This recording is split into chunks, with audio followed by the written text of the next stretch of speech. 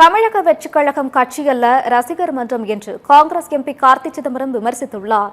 சென்னை கொருக்குப்பேட்டையில் செய்தியாளர்களை சந்தித்த அவர் முழுமையான அரசியல் கட்சியாக தாவேகா மாறவில்லை என்று கூறினார்.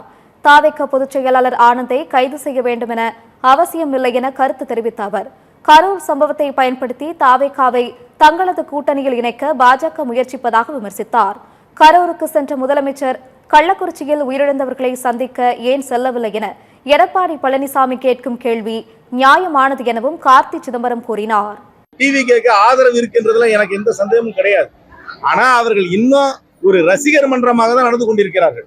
அவர்கள் ஒரு முழுமையான அரசியல் கட்சியாக இன்னும் மாறவில்லை. அவர்களுக்கு வருகின்ற கூட்டம் ரசிகர்களாக வருகிறார்களே, ஒரு கட்சி தொண்டர்களாக வரவில்லை. ஒரு கட்சி தொண்டர்களாக வந்தாங்கன்னா அவங்களுக்கு ஒரு கமாண்ட் அண்ட் கண்ட்ரோல் ஸ்ட்ரக்சர் இருக்கும். அதிமுகவுக்கு இயல்பா வருகின்ற வாக்குகள் கூட வராதுன்னு எல்லாருமே தெரிஞ்சு போய், அதனால வேற யாராவது அவங்க செட்டு சேர்த்துக்கணும்னு பாக்குறாங்க. சிபிஐ மூலமாக அவர்களுடைய கூட்டணிக்கு ஒரு புதிய கட்சியை கொண்டு வர வேண்டும் என்பதற்காக நடத்தப்படும் நாடகமாகத்தான் இதை பார்க்கிறேனே தவிர உண்மையை வெளியே கொண்டு வருவதற்காக இந்த குழு வந்ததாக நான் ஏற்றுக்கொள்கிறேன்.